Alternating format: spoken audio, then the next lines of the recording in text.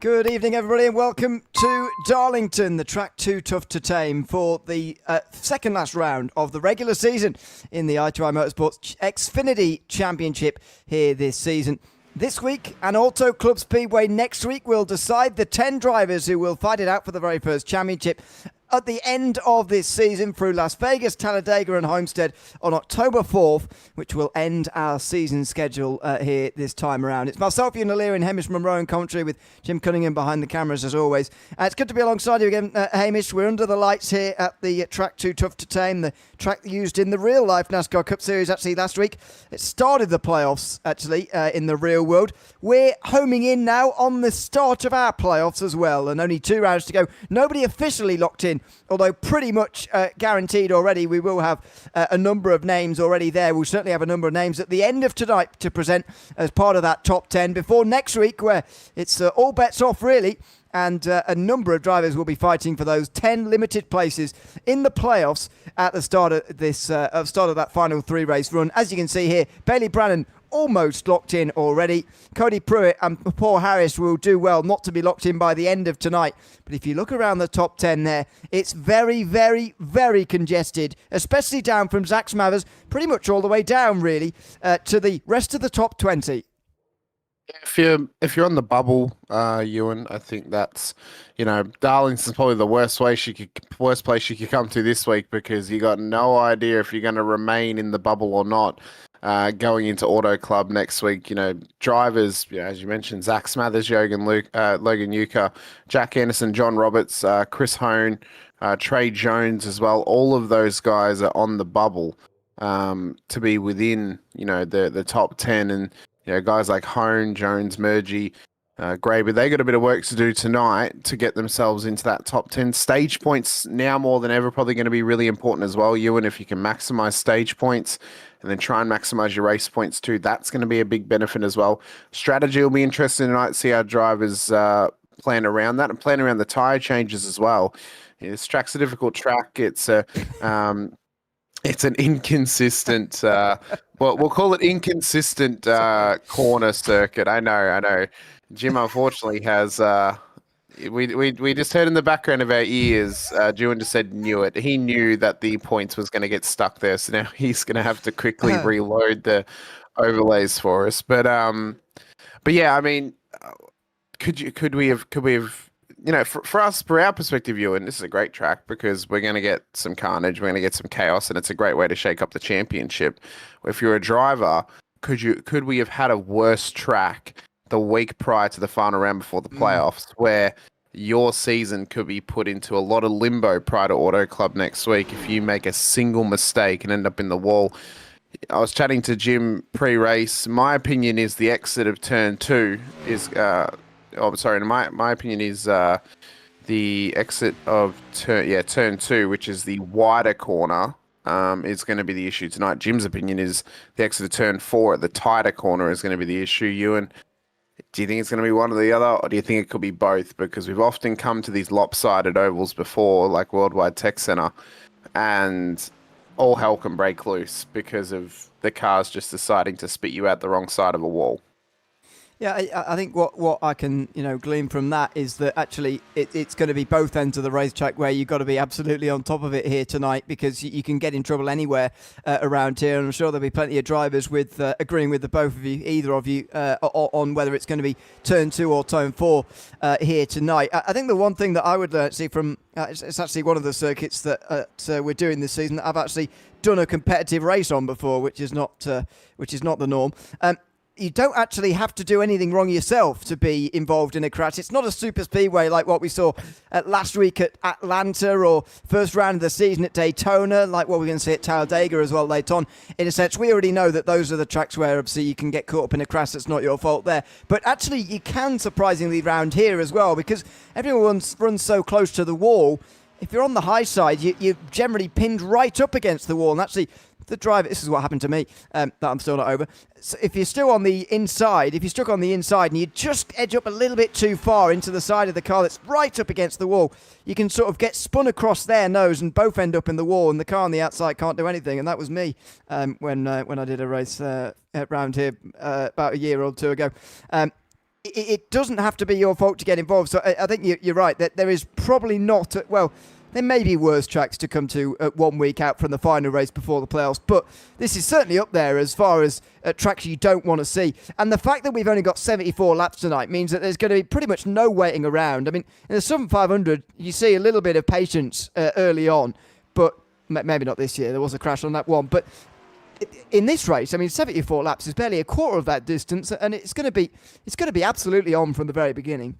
Yeah, I think on for young and old, as they would say, and I think that drivers are going to have patience tonight. I think from what you've just said, the preferred line, if you're side by side with someone, is going to be the inside, because if you're on the outside, you might as well lift off and get out of it, because if someone does come across your nose, you have got nowhere to go. It's either you hit the wall or you hit the wall. Like, that is the only choice you have in that scenario, unless you're going to lift up and get out of it pretty much. So it'll be interesting to see, who's got the, who's got the balls to go for it tonight across this race, and who's going to be more aggressive than others. I think if you're, maybe those drivers on the bubble tonight may be less aggressive than those who are maybe further up the tower, such as your Bailey Brannons, your Paul Harris, etc. Because if you're at the bottom of the 10, you've probably got more to lose tonight than those front runners, because you risk dropping out of the 10 and you put all your weight onto Auto Club next week if you make a mistake or you get caught up in something, where the drivers at the front, well, they've proved they've got pace and they can drop a couple of points this week, especially Brannon.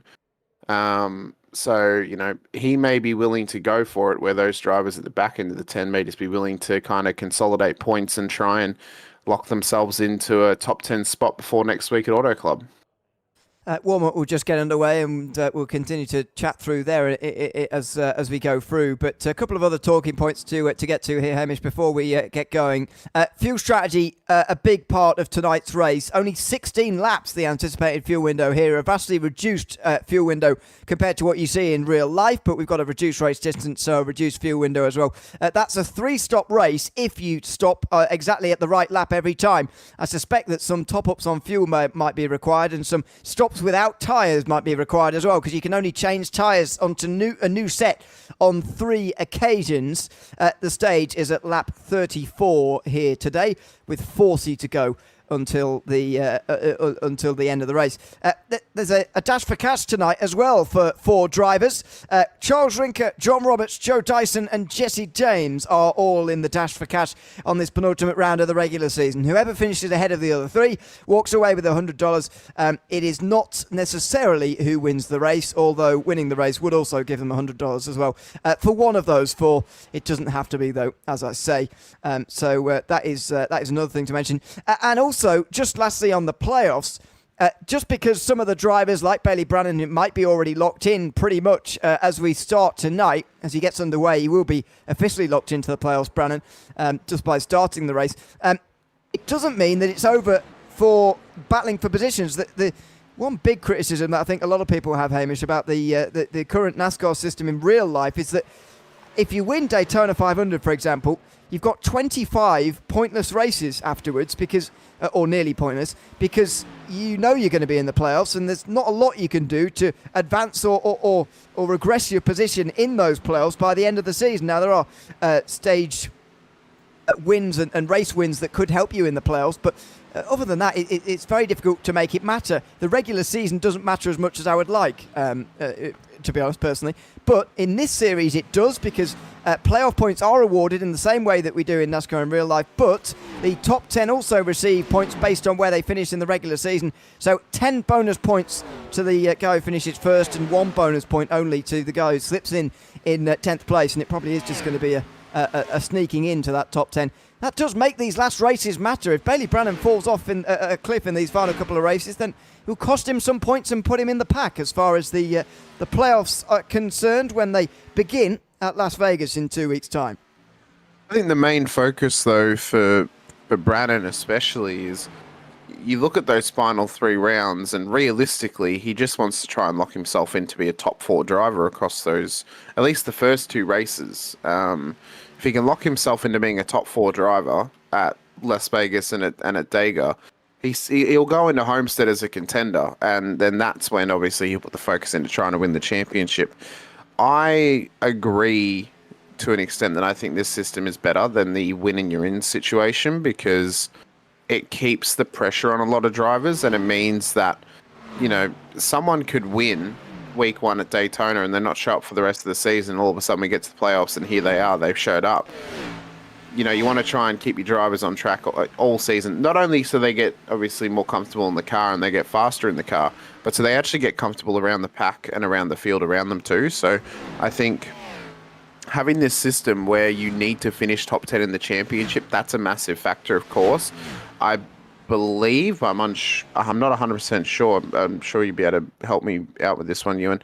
I believe they take their stage points from the season as bonus points into the playoffs, though. So when the points are reset, they add them to their totals. The stage winner gets an extra playoff point. I don't think I think they're regular season points for the stage. I don't think the stage points are carried forward, but the stage winner does get an extra point. So just to explain that briefly, every driver that finishes in the top 10 at the end of this, it's like the old playoff system, really, the Chase for the Cup, whatever it was called back in the day. And it's the top 10 who go straight through. They'll all be set onto 2,000 points, but they will be added various numbers of points based on what happened throughout the season. So anyone who won a stage, for each stage win, you get 1 bonus point added to your 2,000. For each race win, you get 5 bonus points. So Cody Pruitt will have 10 bonus points, for example, from that Brandon 5. So Jack Anderson, so John Roberts, should they make it, they're 9th and 10th. The regular season points finishes as well will matter. So first place will get 10 bonus added to their 2,000. 10th will get 1, and obviously down in 1s all the way down as well. So, it all matters all the way through, but it's going to effectively give them all a situation of mathematical improbability of being caught, in fact impossibility of being put up to 2,000, but you're right, the stage does matter in terms of the winner to set them forward and maybe give them a nose ahead of the rest going into those 3 race playoffs, which is not a long playoffs, by the way, so it is very important, even with just an extra point maybe. Let's have a look though at the starting grid then, shall we, for this next round of the I2I Motorsports Xfinity Championship from Darlington. And it's Trey Jones and Mike Rinker who start on the front. Charles Rinker, one of our Dash for Cash drivers, is best placed actually of the Dash for Cash drivers, in 3rd ahead of Devon Trusty. Bailey Brannan, series leaders, 5th ahead of Jesse James, another Dash for Cash driver. Taylor Strong and Chris Hone then are on row 4 ahead of Sean Shuckthis and Jack Anderson running out the top 10. Zach Smathers and Trey Grabber will share row 6 with Cody Nelson and Nate Owen on row 7. John Roberts, who won last week, is up to 15th in this qualifying session alongside Daniel Wing. William Hawker and Trey Martin are on row 9 ahead of Joe Dyson, another Dash for Cash driver, in 19th, and Nicholas Meadows in 20th.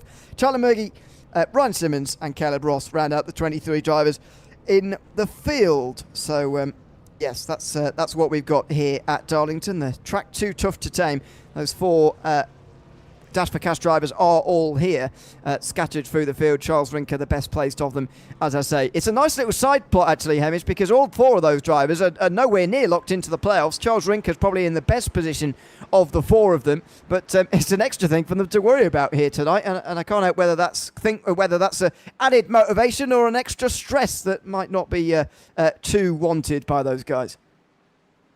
Well, we'll see how well that stress plays into it. If we think of the 4 drivers who are in the Dash for Cash, where they sit in the championship at the moment, of course, Charles Rinker, he sits in the best position within that top 10.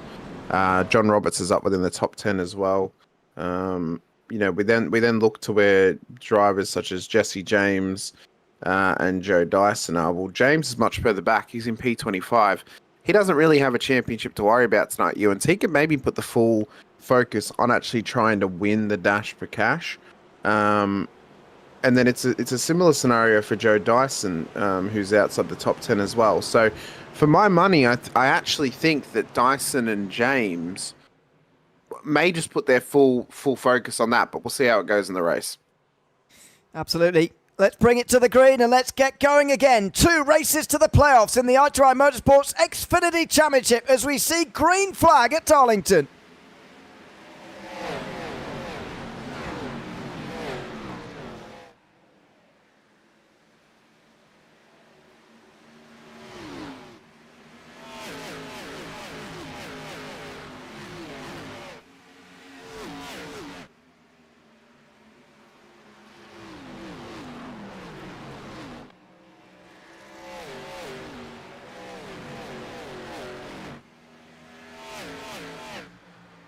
Couple of cars in the wall out of 2 and saw a car down low off of 4 actually, but we get through the first lap green and it's Mike Rinker right round the outside, not being too timid on the start, in fact driving right round Trey Jones and leading off of the backstretch for lap 2.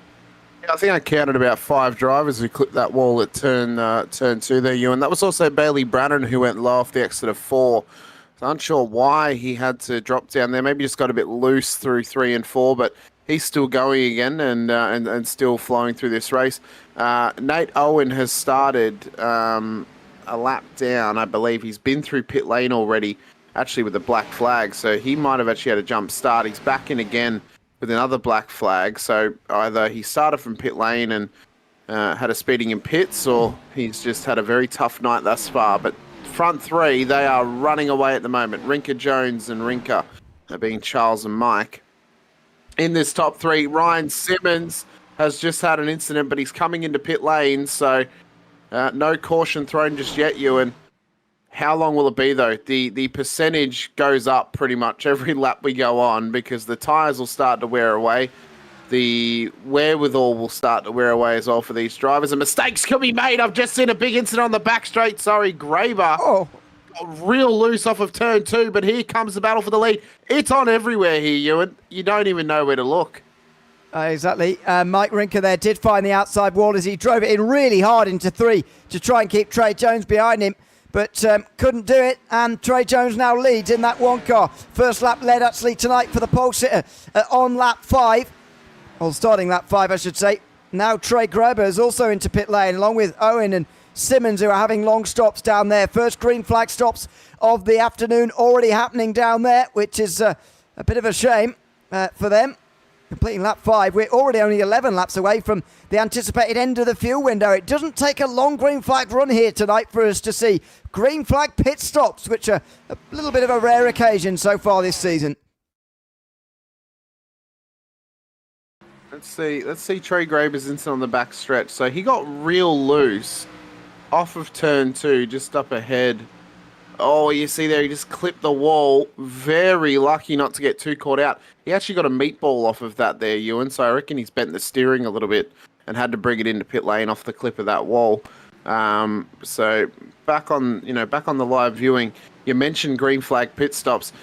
Ironically, we thought this was going to be a caution fest very early on. We're looking more likely now to see at least 1 green pit stop tonight, which we haven't seen that often this season, so it's quite interesting what could happen when you come to the difficult circuit of Darlington. Yeah, maybe we shouldn't speak too soon. There's a car slow down low. There's a couple of side-by-side coming in towards turn number 1, which is always the recipe. And there's a touch on the wall. That's outside line for Trey Martin through turn 3 that time, I think it was. And he just touches the outside wall. There to the inside goes Caleb Ross.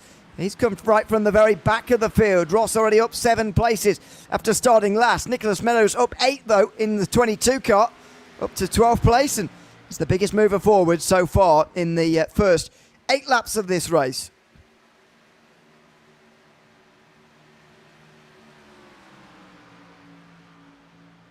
Well, we've just been given info, Ewan, that hitting the wall here is known as a Darlington strike, apparently.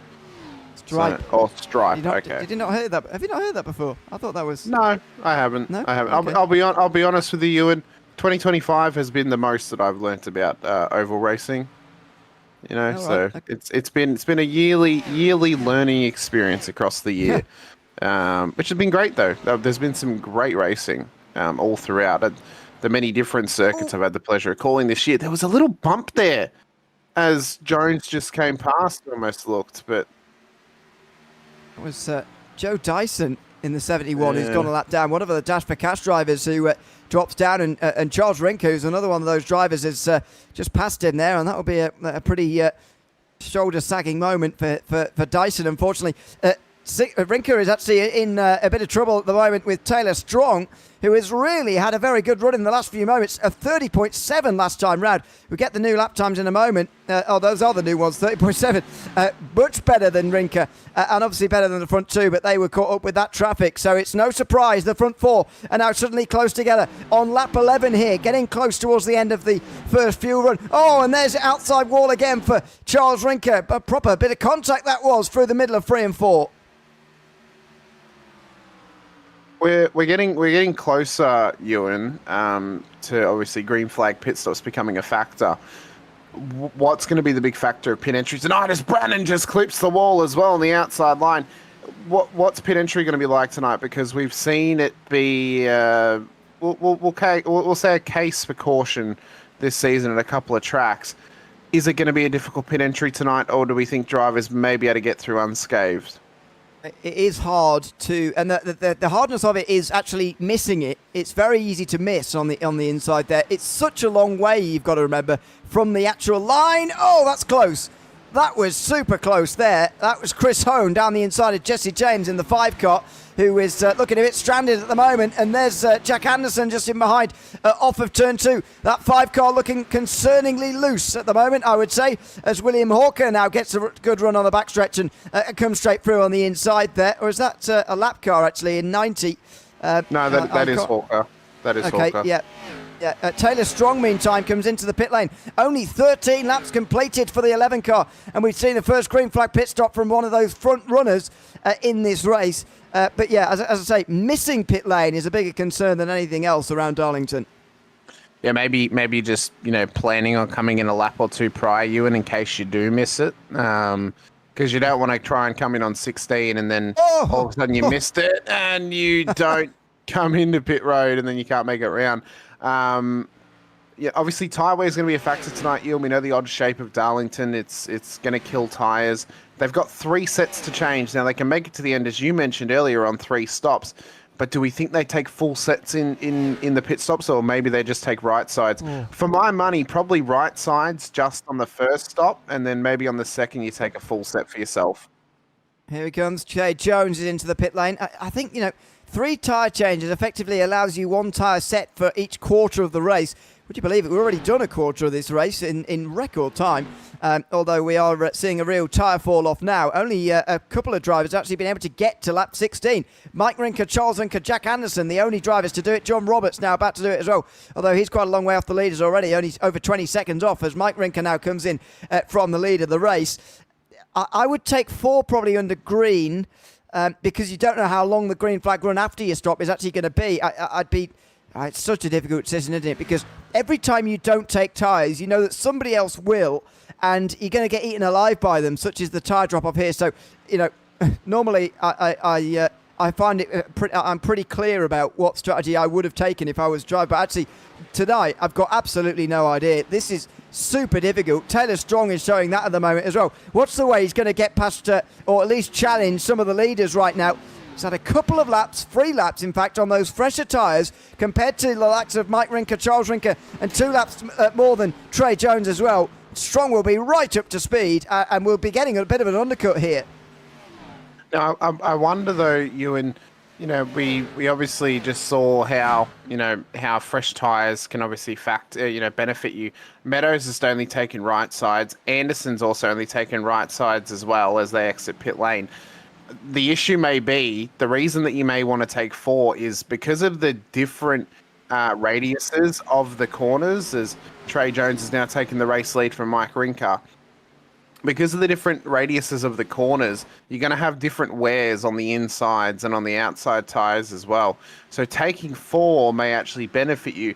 But I think if you're going to take 2, you're going to be putting a lot of confidence in your left-hand tyres not to wear away too far across the next 16 laps as the 3 comes up towards the lap traffic as well. So a couple of drivers taking that right side strategy. Majority of the field, though, took all 4 on their cars. As just traversing this scrambling of traffic is already looking to be an issue here for some of these drivers.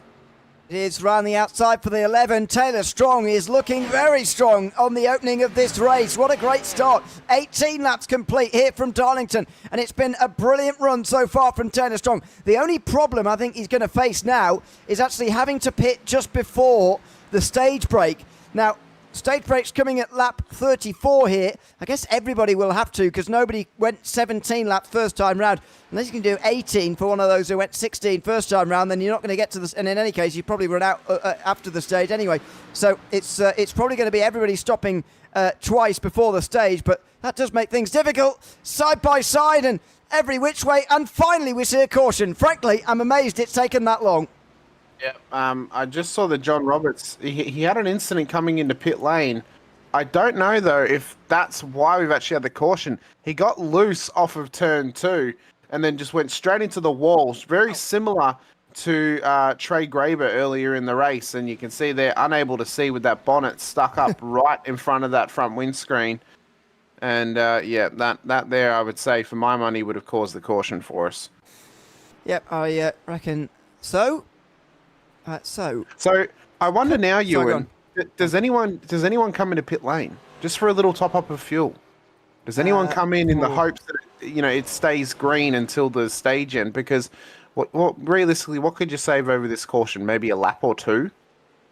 I would say, yeah, for every 2 laps under caution, you save one. You're able to go 1 lap further than you otherwise would, as far as I'm aware.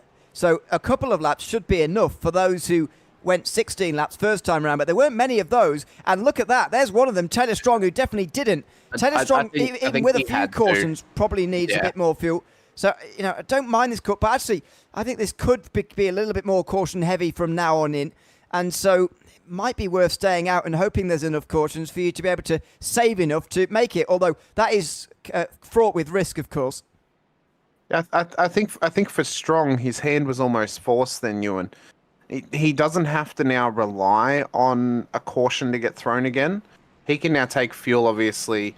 He'll get a couple of extra laps. He's a fast car as well. He'll come in, he'll just take fuel. I don't see him taking tyres. In fact, he actually just got a black flag. He sped through pit lane, or he's come into a close pit entry. I think he actually sped in pit lane. So that's going to see him either get an EOL or a drive-through when we go green again here. So that there is probably strategy thrown away for Strong to at least get stage points tonight, Ewan. Race is still on for him, though. He's not a lap down just yet, but that's a big mistake at this point in the race.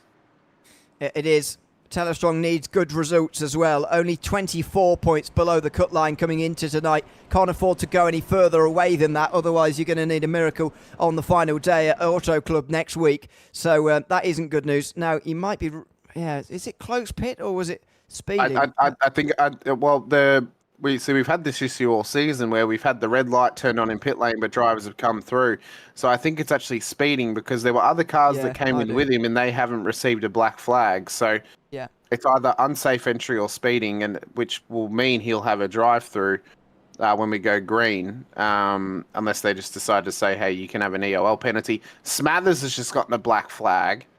So again, unless he's sped into pit lane, I don't know. I'm confused right now as to why, we're getting, if the red light's on at the entry of pit lane, that means the pit entry's closed. But there were other cars that came in and they didn't get penalised, so it's quite confusing at the moment.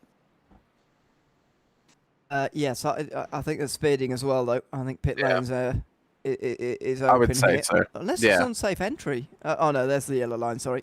So it must be speeding. Yeah. Because their light went green, so he was fine. So it would be speeding for sure. But what this does mean now is that's a big loss for Smathers, because both him and Strong are now going to have to commit to this restart and do a stop hold. That's probably thrown them completely out of stage point territory. Cars, though, will be running up towards the restart zone, Ewan, and we'll be getting ready to go green once again here at Darlington.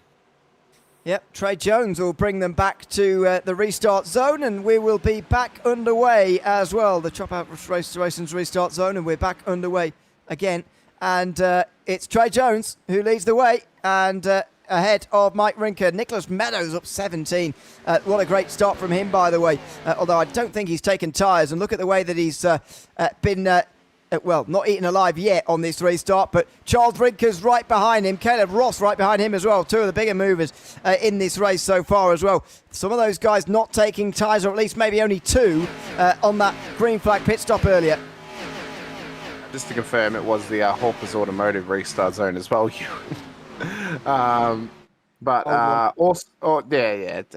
We're fine. But we got past it. Also, Strong and Smathers in for their black flags. This will see them go a lap down. And I would argue, Ewan, without another caution, they're done for the stage. Like, they cannot now get stage points for my money. With only 9 laps to go onto the stage end, it's helped those who pitted on 16. They're now probably confirmed to make the stage end. Those drivers on 15, they're a little bit cautious. Caleb Ross pit on lap 11 and did not come in under the caution. That's a big mistake for my money. Well, if it goes green, it could prove to be a big mistake. Oh, and that was a big moment there. Coming onto the backstretch, Steven Trusty. Very nearly in the fence, and in the fence there. 27 of Caleb Ross. This surely is not going to end well for one of these guys as they come through turn 4 now. They just about survive. This is a big group on this track. That's William Hawker in the background, who's just trying to get through on Trusty and Anderson, who are side by side. They're all in the wall. Look at that. Through 1 and 2. This is just so difficult, this circuit. And you're seeing it here on this restart. Another bit of contact with the wall. Be surprised if anybody has survived without any contact here tonight after this race. Feel like maybe Darlington needs to go the route of Atlanta and get a bit of sponsorship as the name of the circuit. Maybe get it named after a children's Christian youth camp, because you're relying on hopes and prayers to survive around here and not hit the wall, Ewan. So drivers are really pushing themselves now and just to survive the walls. And I mean, you can see there, that was Bailey Brannan in the background. Oh, and he goes round. That could be another caution. That could be another caution in this race. We'll see if it's thrown. Lap 29 to 74. It's not thrown it yet. Wow. There it is. There's the caution. So it's me. Caution's thrown. That's helped the front runners. That'll guarantee them to get to the stage end. The issue now is, though, Caleb Ross, I don't think he can make it to the end of this stage, even with this caution thrown. Yeah, Brannan has not had a good night so far, has he? There is that spin off of 2. Is that turn 2? Yeah, it is. Yeah, that was 2. Already off the lead lap, Brannan. So Sean Schultz is going to get back on the lead lap again. Cody Nelson was in pit lane there. Not sure if he came in before the caution was thrown there or what was going on, but 35 is in the pit lane and now dropped to no 8. Yeah, not sure what's going on there, but anyway, it's okay for Brannan tonight, though, Ewan. We mentioned that he just needs to score points tonight, and he's locked into the playoffs. So he's still in a strong position. This race for him was less pressure than probably any others this season. Next week will be even less pressure because he'll be locked into that playoff spot. So, for him, a minor mistake now, but it doesn't write him off in any way. It's just, it's a throwaway race at this stage for him. A couple of cars in the pit lane, including the race leader Trey Jones, Caleb Ross, Chris Hone, Devon Trusty, Tyler Murgy, Daniel Wing, and Jack Anderson have all committed to coming in under this caution. Might be a mistake because they could have gotten stage points here, Ewan, and if you're at the back end of the top 10, it would have been better to stay out there and get your car to the stage end at the front of the field, because with this caution, they would have been guaranteed to make it to the stage end, and they would have been guaranteed to get stage points if they remained in the top 10, but maybe they're struggling with tyre grip. I think, especially for those who are on the bubble, that would have been better staying out, but if you're not really worried about that and you're just trying to win the race, then pitting here is probably a good idea, because there is only 3 laps to go. And there'll only be 2 laps left until the stage when we go back green flag racing here. It's going to be a real dash for that stage.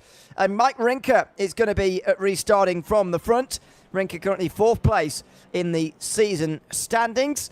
He's got a best stage finish of 2nd back at Kansas more than 3 weeks ago, 5 weeks ago now. That was 2nd of August. So he's not won a stage yet, and he's not won a race either. That means very few bonus playoff points to playoffs that he's surely going to be a part of. But he needs at least a nose in front of the rest. Nicholas Meadows, though, is going to be challenging him hard on this restart, because Meadows is up 18 after starting 20th. Will be very punchy on this restart, trying to get that win as well. Now, it's very interesting how Mike and even Charles have both gotten into what would be playoff positions at the moment. They've done it through pure consistency, Ewan. They haven't had many stage points. They haven't even had a race win all season. But through consistency and keeping themselves in the top 10 of this season, they've gotten themselves to a playoff position at the moment. And, Mike's one of those drivers, strong performance tonight, that could lock him in to a playoff position. Playoff points are now going to be crucial tonight as well. I do not know what is happening in this train right now, why they're 3 wide. Regardless, though, I do want to shout out, though, I mean, fair play to him. I don't like to show favoritism at all, but Jack Anderson's improvements on these ovals this season has gotten a lot better. He obviously blew us away with his race win at Red Bull Ring, but he's getting a lot better at the ovals. And even with that pit stop, he's restarting still around about where he started this race, so he's not out of the woods yet. And last week, he actually had a very strong performance before he ended up in the wall, so it could be one to watch. Yeah, we'll keep an eye. 14 on the lead lap then as we get going here for this 2-lap restart before the stage at Darlington. Oh, and there's a car in the wall as well, just before the Hawkins Automotive restart zone, and we're underway again. Mike Rinker leads the field away, looking for his first stage win of the season here at Darlington. Well, he's only got to go one more lap after this, and he'll get to the stage end. That was possibly the mistake of the field coming into pit lane. If they'd known they were going to restart on lap 33, and then obviously one more lap to 34, well, they may not have actually decided to come into pit lane at that point. The benefit now is, though, the front runners will come in at the end of the stage and they'll get better track position on the restart as they come round turn 4 and cross line to start lap 34. There's the caution end. As Tyler Murgy has just had a big incident, so that'll end the stage, Ewan. Yep. And Murgy has been destroyed off the exit of turn 4, and that car is looking worse for wear. Oh, it was loose into 3. And then in the wall. Oh, contact God. with 32, I think that is. That's... Maybe cold tyres, possibly, from Murgy. Came in on lap 30, so tyres are still up to temp. Ryan Simmons, apparently the one that... he's down in pit lane again, is Simmons in 32. Joe Dyson, unfortunately, one of the Dash for Cash drivers, already out of the race, by the way. Simmons might well join him, although everybody else is still in the game, thankfully. As the caution flag flies, there is the line for the stage officially, and it's going to be Mike Rinker to take his very first stage of the season. And a bonus point should he make it through to the playoffs as well, which with those 10 extra bonus points, he will make a little bit more likely. He was 34 points above the cut line at the start of the day. Obviously, that's all going to move around, but he should be just edging himself a little bit closer to safety and a spot inside that top 10 for the playoffs starting in 2 weeks now. Those drivers at the front who didn't come in under the last caution, I'd expect them to come through pit lane as Bailey Brannon gets his lap back and now back on the lead lap. Of course, running a very 1998-esque Valvoline livery on the side of that car. There's a heap of throwbacks. The only reason I know this is from 1998, Ewan, is I own the complete set of Hot Wheels 1998 NASCARs. And that's the only reason I know where this... Yeah, I do. My dad... I do not know, Jim. He's just asked me who's the driver of the car. I got no idea. I only recognize... Well, I recognize this because as a child, I had open versions of them. Then for my 21st birthday, my dad gave me a complete set of sealed 1998 NASCAR Hot Wheels cars with the pit crews as well. So, yeah. That's great. Mark Martin, apparently. Was it? Oh. I didn't realise he was driving the Valvoline back in there. I knew maybe that's why he's got the 6 car as well. It fits quite nicely. I think sounds like a UK pop star from the mid-90s, if I'm honest with you. Mark Martin. I mean, that just, Yeah. You don't remember Mark Martin? You don't remember him? No, I don't. Finished... Jim says greatest driver ever to not win a NASCAR championship. That might be... any other names to put in that hat? Put in that ring, by the way? Anyone in the chat maybe want to give us any other names other than Mark Martin, who Jimmy Johnson hasn't won a never NASCAR championship, but is one of the greater drivers. Came very close in 2002, I think. I seem to remember. That's the closest he came. I think he was actually. It went down. I seem to remember it went down to the final race, and on the road he was winning at one stage, but ended up not winning. I think Tony Stewart won in the end, if I remember correctly. All those years ago. So yeah, that's the closest he ever came, as far as I'm aware, to a championship, which is a bit of a shame. But anyway, into the restart zone again we go as we get this race back underway again after that pretty short caution, actually, for a incident. They're not quite 2x2 properly, are they? A bit disorderly as they bring themselves back to the green. The final stage here from Darlington. Oh, and it's already a caution. It wasn't very orderly coming to the line anyway, and the caution comes out immediately straight away. Well, that'll now be a single file restart. I'm not sure who caused the caution there. Let's see, it was the 22 of Meadows and the 3 of Rinker off the restart. So how is this caution? Oh, I thought it looked like there might have been contact there, but there wasn't. Might have been a race control thrown one. Yeah. It was very disorderly. Very disorderly. Very disorderly, I must say. Well, now that we are under caution again, I can now prove my skills of quickly researching drivers who never won a Cup Series. Go on. Would you consider Carl Edwards or Casey Kane to be better than Mark Martin? Because then they okay. Carl Maybe Edwards Robbie. was okay. What about Robbie Gordon? Pretty good. I've got to come into the live chat for this. Please don't even bring up Robbie Gordon in the same breath as those other 3 drivers. Carl Edwards, yes, but Mark Martin had a 20 plus. What about Denny Hamlin, Jim? Well, he's probably. Has he never won a championship? No. He would be the one that you would argue with Mark Martin for sure, because they probably both have the most wins that haven't won a championship. To point out as well, Tyler Murgy has been disqualified. He's got a disqualification flag next to his name. So that is him done and dusted for the day. Well, he had a meatball by his name. This is very weird, by the way. Yeah.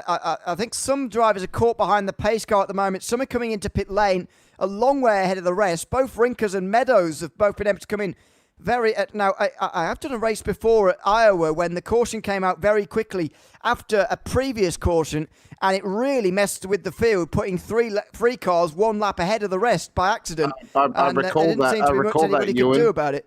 That was this series, Ewan. That was only a few weeks ago. That was the first half of the season. I remember that. It was. It was, very interesting. Yeah, it was. It was this season. Yeah. I mean, this was definitely not the same championship. I've seen it earlier this year, maybe back end of last year. In that case, I've seen it twice. but I definitely saw it at the back end of last year, start end of this year. This is very strange at the moment. I think this is the front of the race, and Trey Jones will restart from the front. But this is rather bizarre at the moment. We haven't had any racing now, really. We haven't completed a whole lap under green for over 10 laps now, and a very disorderly field is trying to get itself back into the fray all over again here. We've got 14 still on the lead lap, but they're all over the track under this caution. Before I bail out back to the production truck, we left out one important name.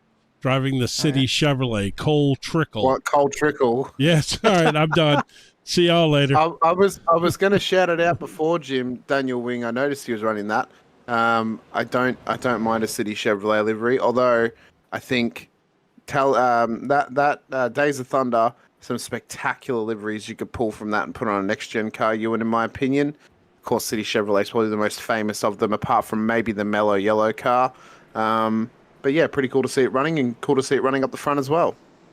Did Alan Kulwicki ever win a championship?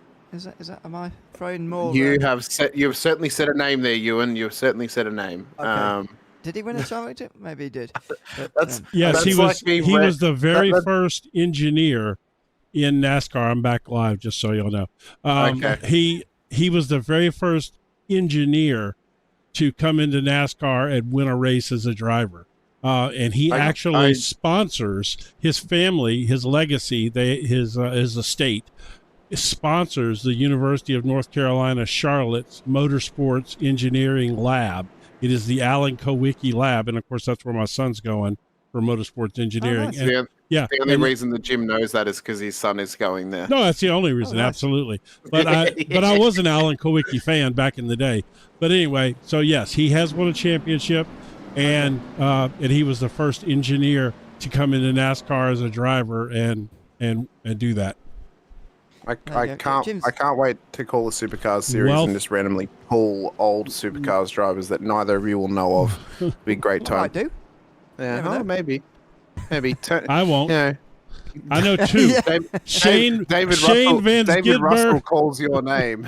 Shane Van Ginsberg, and what's his name? The other one, the one that came to NASCAR. Yeah. Marcus Ambrose, Marcus Ambrose. No, Marcus Ambrose. Y'all go. Here, anyway, I'm out of here. Back into the restart zone again, and we'll be back underway here from Darlington. Can you tell we've not had any green flag running for about 15 laps? Back underway here again. Hopefully this second and final stage will get underway, and we can see some green flag running here. 33 to go as we get back green, and that was very close to contact between Rinker and Ross. Mike Rinker, that is, on the close to the wall. Okay, get through nicely as well. Where's that camera going? Rinker goes backwards, and there is another caution. Oh dear, oh dear. And the one car sideways and in the fence. Trey Jones, big save under the caution. He will continue to lead, but unfortunately this race draws to another halt that may become very customary in this final 30 laps.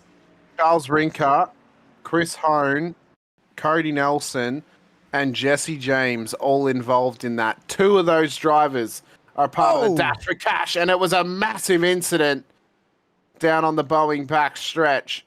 So just to point out as well, I mean, that there is just, that was a crash landing on that back straight there, Ewan. But the point I want to make is all four of our Dash for Cash drivers are now off the lead lap from that incident. They will all be a lap down. So there's going to be a battle for the race lead, and there's going to be a battle for the Dash for Cash of the drivers who are out of the lead lap at the moment. And if those cars have got too big a damage to get fixed, i.e. Jesse James now has a meatball, that there is Dash for Cash done and dusted for the 5 car.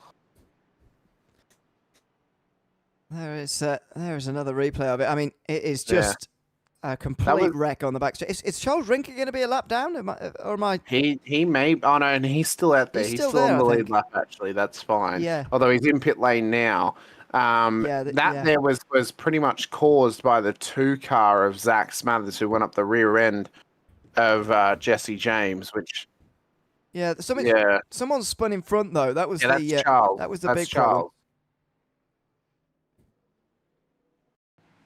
Okay. Wow, so it is. It is really. And that's what I was talking about earlier about the car on the outside not having a chance there. If the car on the inside comes across you like that, you just don't stand a chance, and Rinker gets hit again and again and again. Yeah, a couple of knockout punches there for Rinker. That's taking him well down the order now. So let's watch this here. Yeah, he just came up on him, and he had nowhere to go. Did the 58, so he'll have a bit of damage on the back of that car. He's still running. He'll probably get it fixed when he comes into pit lane. But, I mean, it's poetry in motion, isn't it, Ewan? Exactly what we said. Car rides up on you, you got nowhere to go and into the wall. Jack Anderson actually gets away with that quite nicely for a driver who sort of stuck between the wall and the car there. He's actually got away with that, really. And he's going to restart on row 4 here. There should be at least 9 on the lead lap. Trey Jones is coming in again, although we're going green this time. Hone has gotten onto the lead lap again, or still is rather. Charles Rinker is as well. So there's still a good number of drivers on the lead lap here, and a good number of drivers in the race, although, many of them lap down here. We will restart again with 29 to go. And this is much more like the Darlington we were expecting, sadly. Hopefully we can get some proper racing now, though, on this restart. Got a heap of chats out there already as well. Just want to give a quick shout out to everyone watching along. William's out there with us as well, giving the love to the 8 car. Rhiannon's out there too, giving a happy Father's Day to Jim from Australia. Jim, yes, happy Father's Day for us Australians. Jackie Chan's out there as well. Tacitus Kilgore as well, if I'm pronouncing that correct. I hope I am. Is out there too. Matthew Larrick as well, asking how Brandon's doing. He's not doing too bad. He's P2 at the moment. He did go a lap down earlier. Paul Harris is out there as well, saying, Hamish, your voice makes me want to have your babies. And then I gave a pre-warning to Paul that the person who actually wants them is in the chat, and she will fight you if you try and take them from her. So offers all that's round. a pre-warning. Oh, really? Just a lot of offers, you know? Yeah. back to green flag with Daniel Wing leading the field, 89. Hits first laps he's led tonight. And this should be the first one under green here in a moment as well. Bailey Brannan, as you say, up to second, and it's a great recovery from being a lap down. Did get the lucky dog under the stage brake, actually, on lap 34, and is now fighting for the lead. Meadows dropped behind as well. What a great restart from Meadows again. Caleb Ross as well. They've been the two probably but most consistently been running up the front and challenging the leaders. And they'll be hoping to do the same again here on this restart. It's actually been a very good restart from the tops. Well, yeah, maybe 4-6 or so. Devon Trusty and Trey Martin not too far behind either. Then there's a few breaks in the field back to the rest of the pack, some of whom came in, of course, under that last caution there. Yeah, intensity is rising just a little bit now. Less than 30 laps to go. We're nearly at the 25 to go marker, in fact, as we go into lap 48. We can see Charles Rinker on the comeback train now. He's back up behind that 58 car. I'll be hoping not to ride up high on him again and end up in the wall as Wing gets revealed from the fence line on the main stretch. And he's dropped position now to Brannan, who takes the race lead. Meadows is up there as well. And Wing's off kilter here. He pitted on lap 30. The tyres are just a little bit older than these cars around him. And the grip limit is starting to run away from him. It's starting to get smaller and smaller of how far he can push those tyres, and that's hurting that car at the moment. We'll see if he drops position or if he has to give in and take a green flag stop. If he does need to do a green flag stop, Ewan, that could be race killing as the caution is thrown. And if you're Wing, you're coming into pit lane right now to get fresh rubber and fuel into that car. Yeah, it will certainly be new fuel. I'm not sure whether it would actually take new tyres. Jack Anderson, though, is the one who went in the wall, then spun around the 70 and in the wall hard there and hit up by the 35 as well. At the very end of that exchange, that's Cody Nelson, who was right at the back end of the lead lap, and now they're both back end of the lead lap, Anderson and Nelson. That's not good news. Anderson needs a good night tonight, and indeed next week as well if he wants to be in the playoffs. Currently in 9th place in the championship standings, looking to make that top 10 for the playoffs at the end of the season. He didn't get a meatball. Nelson did, so that may save the fast repair for the 58 car, actually, if he can fix it in time.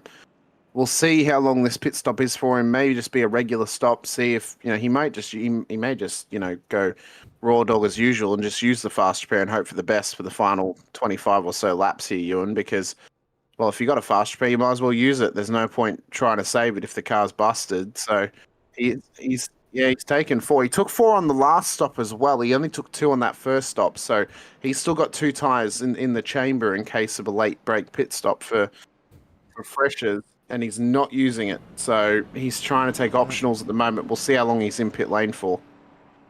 Well, yeah, we will. He'll probably use the whole of the lap here before the pace car comes round to lap him. But yeah, for some of these guys, they will be sat there with only one set of tyres in the pit lane, by the way. So it's not quite as simple as saying, well, my tyres have gone off, I need some more. You've got to be wary that there's over 20 laps to go here. And to be honest, I'd be saving them until you know that you're taking your last little bit of fuel to get to the end. Now, we've still got 23 to go at the start of this one. 16 laps under green is the maximum you can do on fuel here.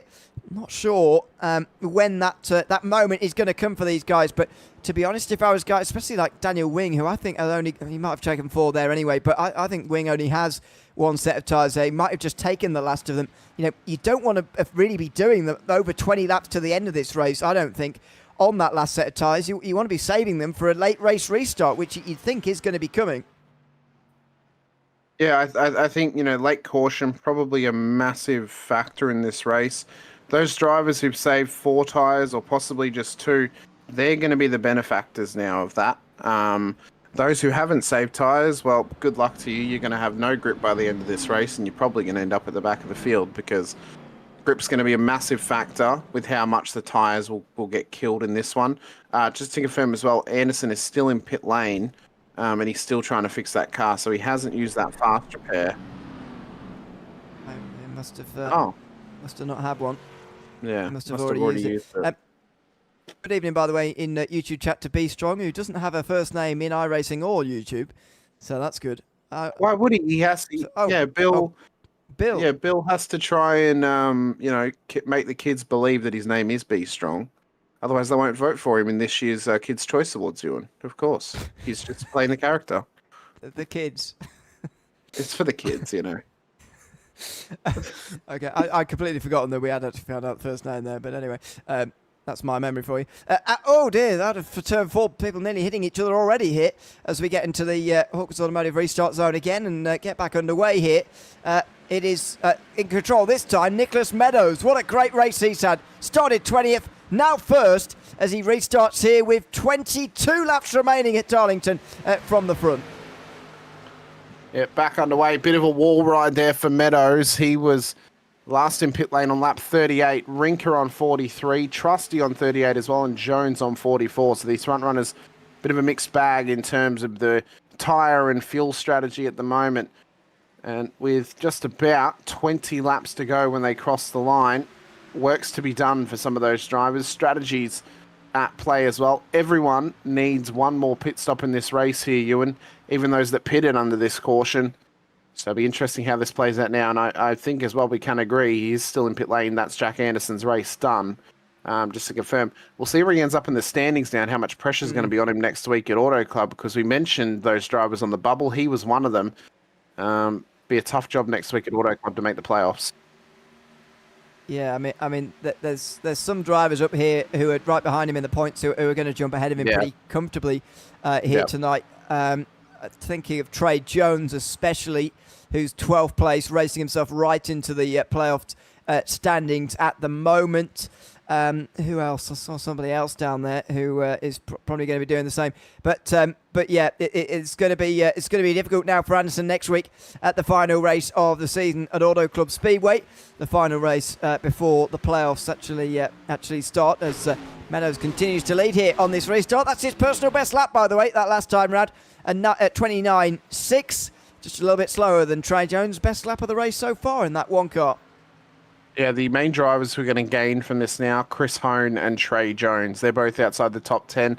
At the end of this race, with John Roberts and Jack Anderson down the field, they should both slot themselves into the top 10 once this race is done. And next week is going to be pretty much a four-way battle for the final couple of playoff positions. So we're in for a tasty one at Auto Club. Yeah, we definitely are.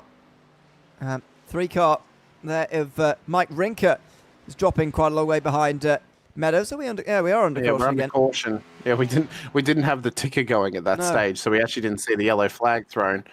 But we're under caution again. It was Daniel Wing in that City Chevrolet car who's had an incident. So I think the words you were about to say there have stopped yourself from is probably a. Yeah, it was going to be shitty Chevrolet, if I'm honest with you, but you know.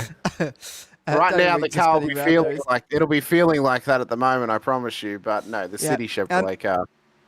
Yeah, he's in here. This is the critical, as you say, Hamish, the critical lap, as it were. This is the moment. If I had a set of tyres left on pit lane, I'd be taking them now. Take your last bit of fuel as well. And the real final part of this race is coming up now. 17 to go as we run. Be about 14 probably as we restart. Yeah, so cars are in. Jones, Brannon, Ross. They've all stayed out. Very interesting strategy at this point. They're taking track position at this stage.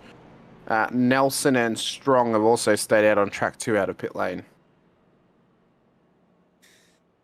Yes, that is a baffling one to me, to be honest with you. It's been out there for 14 laps at the end of this one. I know that much of that has been under caution, but you know, if they get, it's unlikely, but if they get a nice little green flag run going here, then Jones could be putting himself into a situation where he has to green flag stop and nobody else will be, which puts him at a real disadvantage. Not just a disadvantage, it's probably, if it goes green to the end, he might be a bit cooked, Ewan, if I'm honest with you, and might be feeling like a Saturday night roast chicken because of that. Hopefully he hasn't thrown the raceman away by this strategy, but you know, if you're Brannon, he can risk this. Brannon is in, of course, the championship lead. He's locked into the playoffs now. For Jones, he could be throwing it away because he's just outside the top 10. He needs a strong finish tonight. Yes, he's guaranteed to finish ahead of Roberts and Anderson, but a single mistake in pit lane could cost him being this far up the field and cost him this big points gain he looks to get. It's very Very interesting. I mean, yeah, we're going to have 15 to go till we as we go back green here. I think you probably can get to the end, but I think you can. Wait and see. Well, it's 17 pitting on 57, but with the caution you save a lap, so they should be able to make it to the end of the race. Yeah, exactly. I think they'll be fine. And also, I just don't think there's any way in which it's going green to the end either. But that's separate. I don't either. It's surely not going to happen. And I guess that's what Trey Jones is banking on here. But you know, it's a pretty big risk he's taking at the moment for my money. But there you go. He wants those slightly fresher tyres to the end, and that might well just pay him some dividends later on. We'll wait and see. Still 12 on the lead lap, by the way, including Charles Rinker, who's currently leading the Dash for Cash by 2 laps over Jesse James, and 4 laps over John Roberts, with Joe Dyson already out of the race. Into the restart zone again, and we're back underway. 15 to go here from Darlington. So green flag flies, bit of scrambling off the restart, and Jones gets us underway into turn 1. Oh. Bit of a wall slide in the background there. Not sure who that was. That might have been Devon Trusty who just clipped the wall. Oh, you can see as well, Meadows got real loose, as did the 90 of William Hawker. Couple of cars there off the exit of turn 2. That's a caution, and if you're Trey Jones, you're into pit lane. There's no other option. You cannot make it home from pitting on lap 44. He's got to come down pit lane here, Ewan, and take the free pit stop. I wonder about Brannon and Ross, though. Are they going to start to think, with so many cautions, maybe we're going to make it home? I know it'll be a 24-lap stint, which would be outrageous, but if this really gets caution heavy, there's got a chance. There's Hawker going for his spin. Pretty much the same as what happened just up ahead of him, and he goes for a proper spin all the way around, as does Nicholas Meadows, and they drop to the back end of the lead lap, but nothing too bad in the way of damage. The chat is lighting up with options of don't worry, there's nowhere we're going 15 laps, no caution, or 15 seconds, I guess. So that's just the way of Darlington, I suppose. Jones is in, Brannon is in, as well as Caleb Ross, Daniel Wing, Nick Meadows into pit lane too. So we'll see how the strategy now plays out. But I mean, the hand was kind of forced there, Ewan. They had to come in because it's never a guarantee. But what was the point of staying out under the previous one? I mean, they've gained basically nothing by waiting a few laps there. Well, I'll tell you what they've gained: less track position. That's what they've gained. Well, that's like asking a blank piece of paper, what have you got written on you? Some questions just you never get an answer. I don't know. It's that's not adding up to me at the moment. I mean, no. Yeah, because I can see the benefit of leaving it quite a few laps, especially if there's a bit of green flag running. Now, Trey Jones didn't really have that option, as you pointed out, but he's gained 1 lap fresher tyres. Not even that, because the caution came out before a lap had even been completed. So that's going to gain him nothing in the way of fresher tyres. I know he's only 8th, to be fair. That's not too far back, but in the way of track position. But could have had way better track position than that, and basically the same tyres as what he's got on now. And so I just can't really see the sense in it, to be honest. But anyway. Whatever. The big issue as well is he's given up track position. He's now in the mid-pack where we've seen a lot of these issues occurring. And one driver that he may need to be worried about, actually, not because of their racecraft or anything like that, but because of the tyre wear, Cody Nelson, who put it on lap 49, he's got significantly older tyres. He's not making it to the end of this race on that fuel. He hasn't come in either. So for Nelson, that's a big misstep. He's going to have to come in if there's another caution. If it's a green flag stop, that's race done with so few laps to go. So, pressure's on now for these front runners. For Rinker, he wants his first win of the season. So does Trusty. Trey Martin wants some solid points, as would Chris Hone. If Hone can get maximum tonight, that will push him far up into the top 10 of the championship. And a solid performance next week at Auto Club will get him a playoff position as well. So, pressure's on, though. These drivers, as they head up towards the restart zone, it's anyone's race, and it's anyone's to win as well at this point, Ewan, because... well, realistically speaking, anyone can end up in the wall at Darlington. They certainly can. Jesse James, by the way, is leader at the moment of those laps down. So if there's cautions, then the Dash for Cash could be right back on it. Jesse James again. Let's say Jesse Jones. Jesse James could be back on the lead lap before the finish here, but there's only 11 to go here from Darlington into the Hawkers Automotive restart zone again, and it is Mike Rinker who gets us underway, the stage winner underway, and leads here from Darlington ahead of Devin Trusty and Trey Martin at the front of this race with 11 laps to go.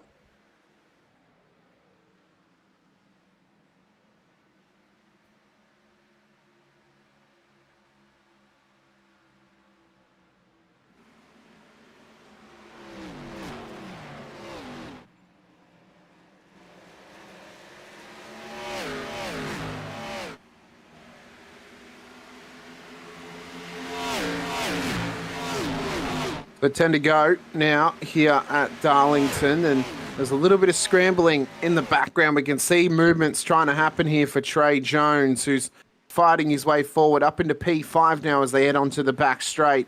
Single line of stern stuff for the front runners at the moment. Rinker, Trusty, Martin, Hone, everyone should be able to make it home on fuel, apart from Cody Nelson, who pitted on lap 49. And at this stage of the race, he's got work to do if he hopes to remain on the lead lap to the end. If it remains green flag running for the next 9 laps, he will easily go a lap down on a green flag pit stop and, well, will risk losing position to drivers and will risk not gaining as many points as what he would wish over the likes of John Roberts and Jack Anderson, who are many laps down here, Ewan. I'd be very concerned about that at the moment because this field has spread out very, very quickly here. Trey Jones is the one on the march and trying to pass Chris Hone at the moment as well for 4th place. Side by side over the line between those two, I think, but not sure for the moment. There's Rinker on his own, and yes, he does go through. Trey Jones through on Chris Hone, and he's up to 4th place now is Jones. Oh, and in the wall. Now, I guess that would, it doesn't look great for me at the moment because he's doing better on the strategy that I said would never work, but I would argue that it's more his actual speed that he's got within himself rather than the tyres that he's got on at the moment that is helping him at the moment. 6 laps to go. Whether he's got time to get to the leaders again, I'm not sure, but he's really making good progress at the moment anyway. Yeah, Jones is just clicking with Darlington at the moment, and it's really good to see from him. If he can get a solid performance tonight, well, that will give him good momentum into Auto Club next week, where he'll just need to try and beat the drivers outside of the top 10 to remain in the top 10 at the end of that race. Mistakes, though, could be costly if he does not take advantage tonight. He's right alongside Chris Hone at the moment, who is also in that battle for a playoff position as well here this evening too. So those guys are looking to fight each other for that one. Battle at the front is still slightly close between Martin and Jones as he looks for a position as well at this point. 6 laps to go, 5 when we get to the line. Could we go green to the very end, or are we going to get some extension on this race if we get a green, white, checkered after a caution at the end of the race? Well, Mike Rinker will be hoping that is not going to be the case here tonight because he's certainly going to be moving on up in the playoff standings. Anyway, he might not actually make any points positions, but although maybe he will actually. Yeah, he would actually get past Pruitt and Harris, but at the moment. But it's more about the playoff points that he would gain at the moment, as it's nearly 2 wide, nearly 3 as they come off of 2 here. Slowing down on the back straight, that's Charles Rinker, who's in a bit of trouble at the moment. He's just trying to stay out of trouble. He wants to win the Dash for Cash tonight, knowing that his place in the playoffs is not quite guaranteed, but it's looking good, certainly with a good result here tonight. Much more important to him is that Dash for Cash, as Cody Nelson has to come in 4 laps from safety. Yeah, he was just that little bit too far away, so if he managed to pit on lap 54, he probably would have been good to make it home, but unfortunately, the fuel strategy and the fuel strategy gods just didn't go his way either. Caleb Ross got real loose on that last lap. He looks to come into pit lane as well now, so that'll be a drop out of the top 10 for him. That now promotes Taylor Strong up a position and William Hawker too. But these guys having to take green flag stops may see them lose position to Jesse James if he's able to get on the same lap as them. Ty Jones is really close in second here, but Mike Rinker's surely done enough. As long as this stays green, he'll be absolutely praying at the moment. It's over 2 seconds, and he's got over the rest here at Darlington. 2 laps to go, as in the background, Devin Trusty looks to hold on from Trey Jones. He's looking for that second place on those slightly newer tyres on this late race restart, looking for second place. So Mike Rinker, this race win for him would lock him into a playoff position, you would assume, Ewan. Oh, no, it's a caution. Next week, Jones, oh my God. Late break caution. That'll extend the race by a couple of laps, Ewan. Could that have come at a worse time for Mike Rinker? Well, is it going to push some people into fuel difficulty as well? Because Rinker was going to go on a 17-lap run to the finish there. Surely it wasn't these two who brought out the caution with that contact. The benefit would be is we knew that Nelson, for example, who pitted on lap 49, he managed to get to where there was 4 laps to go. So anyone who pitted after 57 may be a stretch, but it may be possible. It may be possible. I think those drivers who pitted on 61, they're fine. It's going to be a bit shaky, though, for those who came in on 57. That's going to be the shaky one. I think so. They're about to come to the pit lane if they are indeed going to pit. They're just working their way into turn 3 at the moment live, so we'll see if any of these guys do decide to come in and top up on fuel. They won't have any. No, they don't. They won't have any tyres left, so again, it's going to be one of those situations where there's no benefit in reality. It's just track position that they lose, and obviously the fuel that they might need, but clearly those guys feel comfortable in making it. Only Chris Hone comes in from the lead lap. Yeah, that's going to hurt him because he now risks. Well, it's going to take him out of the top 10. He'll still be gaining points, which will get him towards that top 10 in the championship. It'll hurt him in terms of getting a top 10 finish tonight. He could risk going a lap down, but he might be okay because of the fact that the field is stuck behind the pace car. So I think he should be fine, but he's just lost track position as he comes out with just a little bit of a top up of fuel. So he's okay. It's not as worse as what it could have been for him. What's the scenario now, though, Ewan? Because we saw how much pace that Trey Jones has. His tyres are only slightly newer than Trusty's and Rinker's. Rinker's shown really good pace tonight as well, though. The X factor in that is that 8 car of Devon Trusty. Can he hold off Trey Jones for the 3 laps to the end? Or will Trey Jones get a bit desperate and maybe make a mistake and end up in the wall? That's going to be the key, I think. Well, yeah, I think Trey Jones has got a really good chance here. I mean, again, I don't think his tyres are making the difference here. I think he's making the difference. Very strong driver on this track. Showed that in qualifying by taking pole, and he's shown that in this run through the field as well. You know, Rinker was going to go on and win there, but only because he had such a head start effectively over Trey Jones when they restarted. Now that he's directly behind him, you just don't know what he's going to do. To be honest, I don't think Darren Trusty's got the speed to win this race. I think it's probably going to be between Rinker and Jones, but you just don't know who's going to win out of the two of them. It's going to be very close.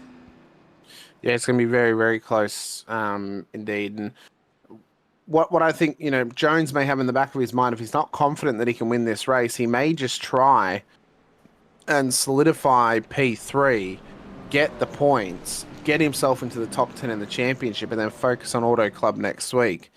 He won't want to risk dropping out of the top 10 because this is such a good points game that he's getting over those drivers on the bubble that if he's not confident he's got the pace to beat those Camaros just ahead of him, that he may just have to solidify P3 and take that points option. But we'll see how it plays out. 3 laps to go. Restart's about to get underway. Anything can happen, and Darlington's surely going to throw us a couple more curveballs before the checkered flag. Well, absolutely. 2 laps to go. We're into overtime yet again this season in the I2I Motorsports Xfinity Championship. 2 rounds to go until the playoffs. A crucial race at Darlington for the fight in that top 10. Mike Rinker in control of the field, squirms away with little fuel left in that car. He will hope he's got enough to make it to the flag. Here comes Trey Jones inside Devon Trusty into 1 and 2. He's got to clear him quickly if he's going to chase down Mike Rinker for the lead, and he's not cleared him. Not quite into turn 2. Oh, he has now. Trusty into the fence, coming off of turn 2, and there on the outside comes Nicholas Meadows. What a great race he's had from 20th on the grid, and he's coming into the top 3 at the moment as well. They come round 4, and they going to get to the white flag in time before a caution flies. They are indeed. 1 lap to go. White flag sponsored by Blue Line Technologies. It is time for this race for the finish, and between Mike Rinker and Trey Jones, he's chasing. Jones is getting closer. Rinker will be looking in his mirror nervously at the moment as Jones gets ever closer again into 3 and 4. He dives it to the inside. He's looking for the pass, but he's not going to get there. Meadows is going to get closer on the outside through off of 4, but it's going to be Mike Rinker who wins for the first time this season after taking the stage earlier on this afternoon. He takes the win from Darlington just in front of Trey Jones and Nicholas Meadows, and further behind Charles Rinker wins the Dash for Cash with a 9th place finish overall. It's a great night for the Rinker household as they win the Dash for Cash and the race overall. What a solid performance. Mike Rinker, take a bow. Perfect night on the road for him. Started on the front row, Ewan in P2. Stage win and race win as well. That there has very likely locked him in to the playoffs at Las Vegas. And that there has given him a whole new lease on this championship. What a breakthrough for him. That will help with the confidence. That will help with the momentum as well. We already knew that Brannon was going to be locked into the playoffs tonight. He finished P5, well and truly good enough to lock him in. And now for Rinker, well, we'll be seeing him in Nevada in a few weeks' time, and we'll be seeing if he can carry the momentum into Auto Club next week and continue this train towards a championship possibly this season. It might even be guaranteed tonight that Bailey Brannon's going to win this regular season, actually. I'll have to double check that because Mike Rinker did gain so many points today. He might actually be quite close, but I don't think close enough.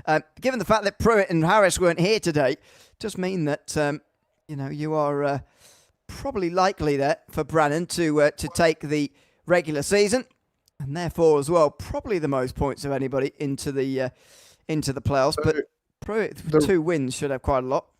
So the Rinker brothers, I think Mike is now locked in after getting a race win.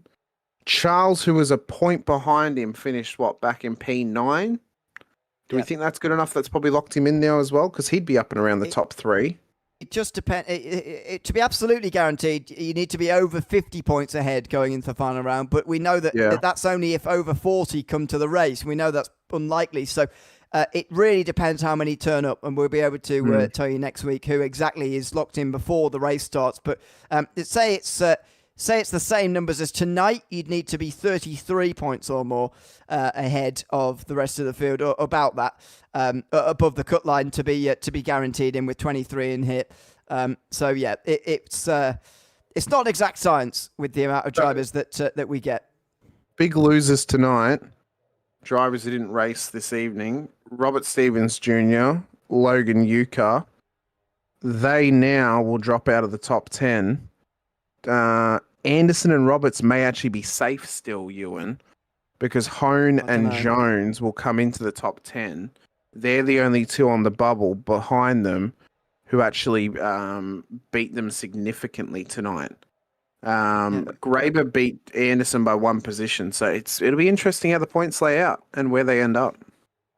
Uka certainly is going to be under pressure. I think Robert Stevens Jr. might have enough to be still there or thereabouts, but you're right on Logan Uka, certainly.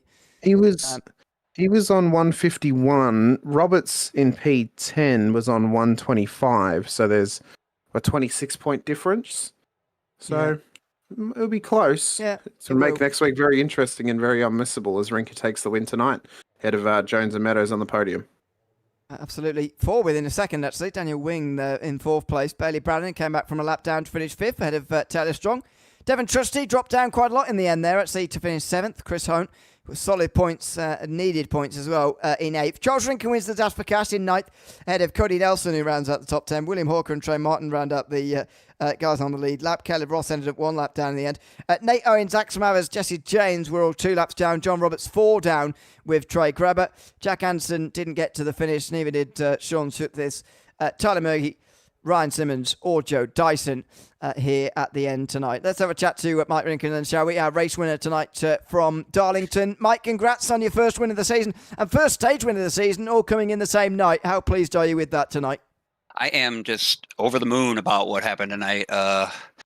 Coming into tonight, I did not feel like I was going to be fast. Practice times were not really where I would like them to be, but once we got into the race, I really felt like I was the car to beat. There was a couple that could stay with me. But yeah, if I got out front, I knew I'd take it. So it was a great night. How are you feeling about the playoffs now? You're pretty much guaranteed all but going to be one of the top 10. And you're going to be in second place in the regular season standings now, by the way, after the 2 ahead of you missed this round. How much confidence does this give you going into those final 3 races? Quite a lot. I didn't realize it was I'd swung that much. Yeah, we're just going to have to fight hard and have good finishes for the rest of the season, and maybe we can get there. Maybe we can have a championship or something. It's based on our maths, so take it with a pinch of salt, but I'm pretty sure we're right. But second place for you in the overall standings. First place tonight. Congrats on your first win tonight, Mike, and thanks for coming to chat to us at the end of the race as well. No problem. Thank you. Thanks very much. Mike Rinker wins tonight from Darlington, our second last round of the regular season. Can I just say at this point, I did predict that he'd win the overall title last week, and it's going well since I've said that. So I'm just pointing that out. Your prediction's looking pretty good. It's looking pretty good at the moment. I can't remember who you both said now. Did you say Jack? I presume Hamish. No, I said Bailey. I think Bailey will win. I think Jim said Jack. He went for the real dark horse pick. But I'll be honest. I'll be honest with you. Without a road course in the playoffs, I don't know how likely that is to happen. Well, I slayed him like a dragon because as soon as I picked him, he died. 2 races in a row now. Been horrible for poor Jack. I feel sorry for what I did to him. The guy you picked might not even make the playoffs. After all, that's not going to be good news. But thanks. I appreciate that. I have faith in him at Auto Club. Why don't y'all pull somebody in here to chat? We got anybody to chat with? Yeah, Meadows. Well, Let's start with Meadows. Nick Meadows. Although he's deafened at the moment, so hopefully he let's do Jones himself. first. Let's do Trey and Jones first because he's not deafened and looks like he's ready. Trey, welcome in. Good to have you with us. And second place for you tonight, chasing down Mike at the end. Just a little bit too short of a run at the end there. Just how are you feeling at the end of that one?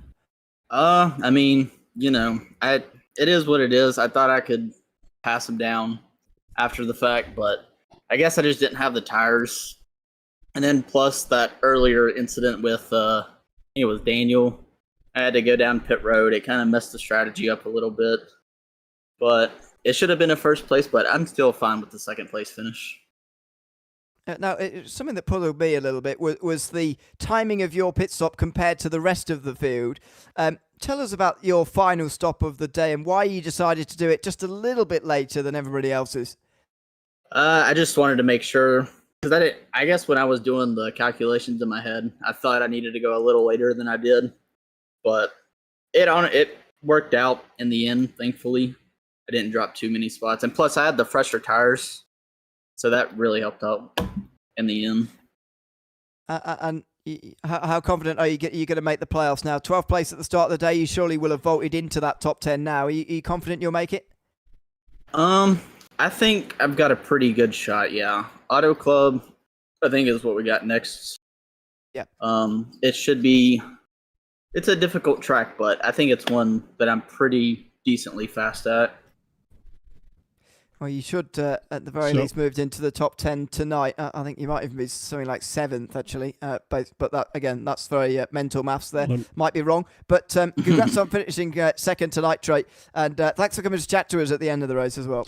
Hey, real quick. Yeah, thank you, guys. Trey, this is Jim Cunningham up in the booth. I noticed you said you were doing your fuel calculations in your head. You need to take advantage of that free digital race engineer app out there. It would have calculated your fuel correctly, and you would have known that you could have come in the lap earlier when the caution flag earlier when all the other guys did, which might not have made you have to fight back through all that traffic. Just wanted to drop that in there since we were talking about fuel calculations. Yeah, it definitely. I'm gonna have to look into getting that so I can make those fuel calculations a little easier. I need to know. I need to know where in the hell is Ripplemead, because that there is just a spectacular down there. That sounds like something you get in Hogwarts. Yeah, I know. So yeah, it's a little small town in Southwest Virginia. It's inside of Giles County. We're like, I don't know if you guys know the college football team, Virginia Tech, or just the college in general, but we're like 20 minutes away from there. Well, I'm scared if you say it too much more often, my furniture will float. So only a rock skip away as it ripples across the water from Virginia. That's right. Well, yeah. Thanks for chatting to us, Trey. I'm sure we'll see you next week. No problem. Thank you, guys. Thanks very much, Trey Jones. Second place tonight from Darlington, just ahead of Nicholas Meadows, who also got into the top 3 at the end tonight as well. Nicholas, welcome in. Good to have you with us. Started 20th, finished in 3rd place. You must be pretty pleased with your run tonight. Yes, sir. I'm very pleased. After that 2 race I had to miss due to being out on training with the Army, I'm definitely trying to make my way back. Yeah, absolutely. How did you find coming through the field tonight? And Darlington is, to me, one of those circuits. I thought actually it would be a lot more difficult to work your way through, but actually you weren't the only one to do it. What was the key tonight to jumping your way through the field? Well, that actually wasn't even my plan to begin with. I was trying to qual top of the field, and then I absolutely botched my qual. I hit wall 2 times, both laps, ended up not being able to qual. And after that, I thought my race was over. And then working through this field, my heart was pumping. And last one before we let you go, about the playoffs, about that top 10. You were 24 points below the cut line at the start of the day. It will be less than that now, although I've got no idea what the actual number will be until the proper numbers come through. How confident are you at Auto Club of getting those crucial points you need to get in the top 10? I'd like to say I'm confident. 24 points back, it's doable, but Auto Club definitely needs to put out. Well, we look forward to seeing you there, Nicholas. Thanks for chatting to us tonight, and congrats on your run to 3rd. Thank you. Thanks so much, Nicholas Meadows. 3rd place tonight from Darlington. Since we didn't drag him in last week, and he's been there the whole time, we'll chat to Trey Graber as well at the end tonight, just for a bit of fun before we send off. Trey, welcome in. Good to have you with us as well. A place. Go on. Oh. Okay, we've been told to talk for a while. 18th place for you tonight, Trey. Let's chat about the driving first of all for yourself, because I've got to say we didn't see too much of you tonight. How was your run? Yeah, I ran a practice before. Felt really good. Qualified 12th, which was kind of shocking. For the speed that was coming out of these cars to qualify 12th, I was like, oh, and I probably would have qualified better, but I hit the wall on my qualifying lap that therefore invalidated my second qualifying lap. But I started 12th, was running really well, running behind Bailey Brannon, who was always fast, and we were going to work together, and I lost control, hit the inside wall, pitted, could have probably thrown the admin caution there, right? Then I'm wrecked, I'm going to throw a caution, but I decided not to. Decided to let it play out, went into pit road, and was about ready to beat the leaders coming back around, and I sped on pit road. So I lost 3 laps there, had to pit later, lost 4 laps, never really recovered, so I just stayed out of the way because we got a fantastic championship battle heating up for first place in the regular season. I believe Mike Rinker picked up 50 points tonight, which closes that gap to Bailey, which is going to make Auto Club next week really, really interesting for that, as well as that 10th place. Nick Meadows, I think, finished like 2nd or 3rd in the stage, and then 3rd in the race. So he closed that gap to 10th place as well. So Auto Club's going to be a lot of fun next week. But I want to give a shout out to Charles Rinker. Charles Rinker was the winner of the Dash for Cash tonight. So he's going to have a pretty good payday coming to him, thankfully, to sponsor this year for our Dash for Cash. So proud of the work that those guys put in today. Proud of the work that everybody's put in all week. Darlington's a tough track. There's a reason why it's called Too Tough to Tame. So definitely to see the amount of guys put in the work this week. We ran some AI cars as well that were crazy aggressive, just to have people work around cars that are aggressive, because we got some really aggressive drivers in this league. So all the practice we can do with that matter will just help out. So it was fun today. Yeah, driving wise, it was kind of a little aggravating, but thankfully I've got a good group of guys in here that we can just sit and chat and have fun with and make the race go by a lot quicker than what it would be if it was just us sitting here at our computers by ourselves doing nothing. So proud of that. Proud of you guys as well. At $100 a race for the Dash for Cash, I'm going to stop broadcasting and I'm coming back to racing. Yeah, so we had Bailey Brannon. You guys know him as Bucket Boy.